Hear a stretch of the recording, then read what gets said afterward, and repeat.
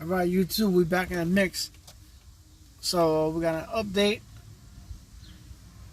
a very important update. So what I did was I ordered some shit. Let's see if I can find the one that don't have the fitting on it. It's probably here somewhere.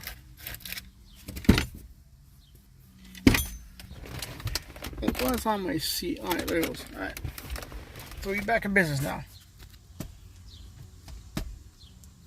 So as you know, I got the SMC check valves. Those I moved into a better location, but for a reason. There's a sinus to my madness. Also changed up a couple of things in my trunk. Still waiting for my BD4s to come in so I can put them in, because they're getting built right now.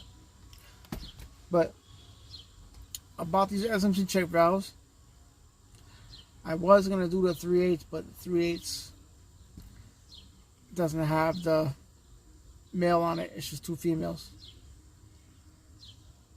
and they are directional, so the arrow shows you which way the air is going to flow out. So on my tank, what I'm going to have to do is I bought one of these fittings. I got to buy one more tomorrow, because Home Depot, you know, you go down there and of course they never have everything all the same day, so I'm going to try another Home Depot. But I'm going to show you exactly what I'm going to do with these. Check this out. Alright, some slight upgrades.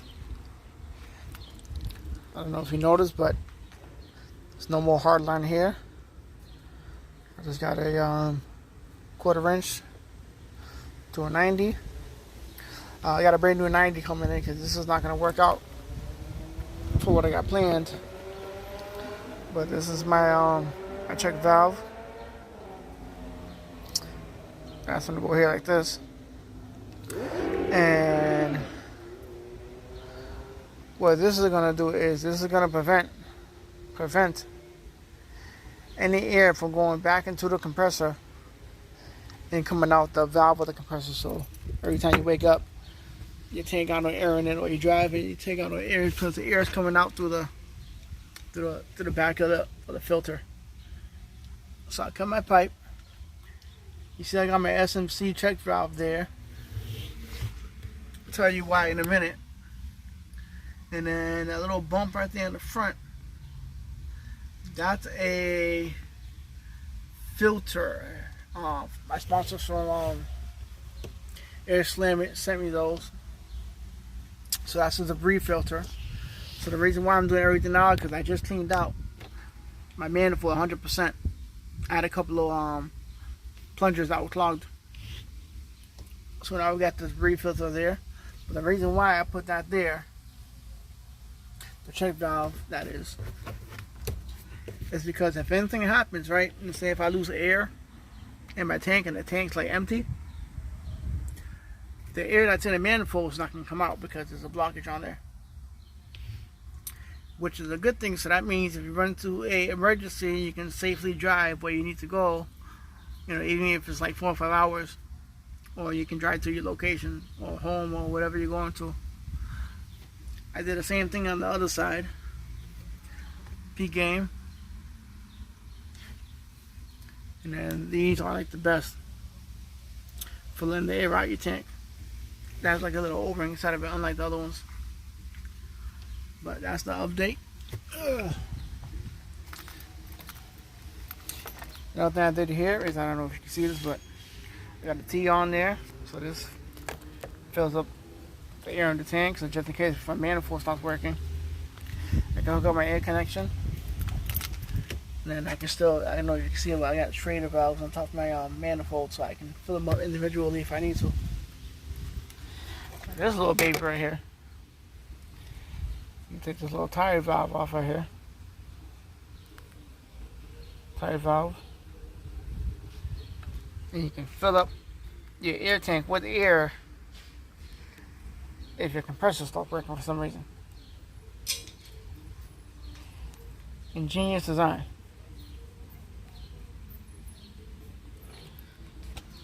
That's on there. That's the setup as it sits right now. One thing I gotta do when I get a chance is see that board I made on top that covers all the wires and stuff. So that board right there, I gotta notch it out a little bit, because when the subwoofer goes in there, the ones I got in there are a lot bigger, so the surround is unable to screw to the back of the wood. So I gotta fix all that. Same thing with the other side, but speaker wires there. Operating speaker wire, bigger speaker wire. I had to vacuum out the inside of that because I don't use those on side posts. I like to drill a hole, put a little bit of silicone in. I run everything from inside the box. Makes it a little easier, and I don't have to worry about nothing disconnecting because it's like a permanent connection. And then those are my homemade PVC vents, whatever you call it. But that's in there like that. And depending if the other subwoofer needs a little more room to breathe because it's a lot bigger, then I'm gonna drill another hole on the other side, put another piece of PVC pipe there.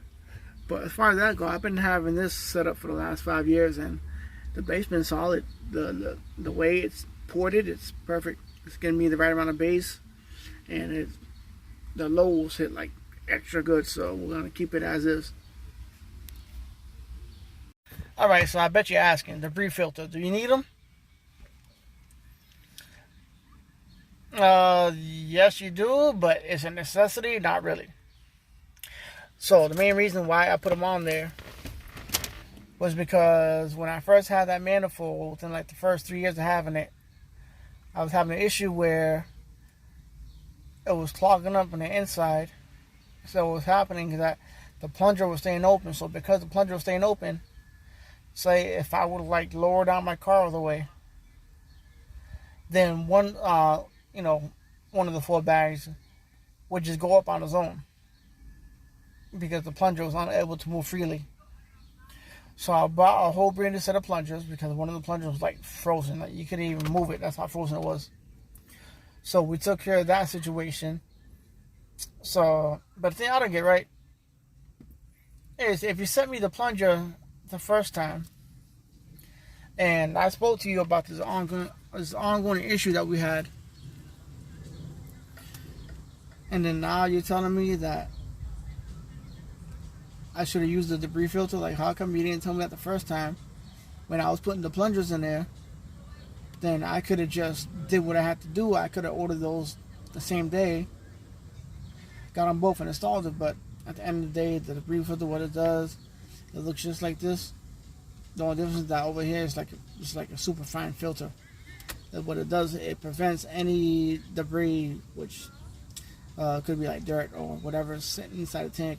It prevents it from sucking into the manifold, so it stays at the part where the filter is.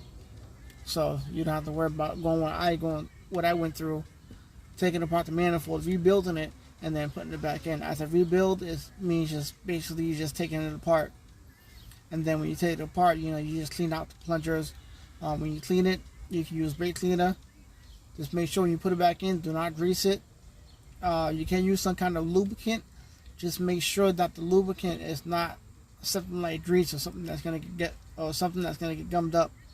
You want to make sure those move nice and freely, like the way they're supposed to move. So we got that situated. So the main reason why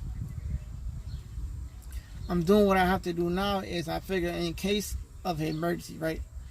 Because I had somebody ask me the other day to see if I had something so that if my car was to ever lose air, I can still raise the car up. So I came up with this ingenious idea of putting the check valve before the manifold so that it prevents the air from leaking out the manifold if my tank is empty. So as long as you have your controller, doesn't matter which one it is, but as long as you have your controller, right, and as long as you're not pressing these buttons for the car to go down, the manifold is going to stay as full as it needs to be, whether it's a 5-hour drive, 10-hour drive, a week, 2 weeks. As long as you don't air down and let the air out, then you're gonna be fine, which is a good thing. So that's the reason for the update. As far as that goes, everything has been working splendidly. I figure Monday I got my other fittings coming in, so I had to order me another 90 because I didn't know that I was going to be putting the check valves in there for the compressors. But you know, you need them, because if you don't have the check valves on the compressor, then the air starts to leak out from the back of the compressor where the filter is, and you wake up in the morning to like a drain tank, and that's the issue that I'm having right now. So I bought these little small ones. Instead of buying those big ones, I bought these small ones. These are SMC. These are like the original ones that go on the tank when it comes with the braided leader hole. So we're gonna get this on the tracking.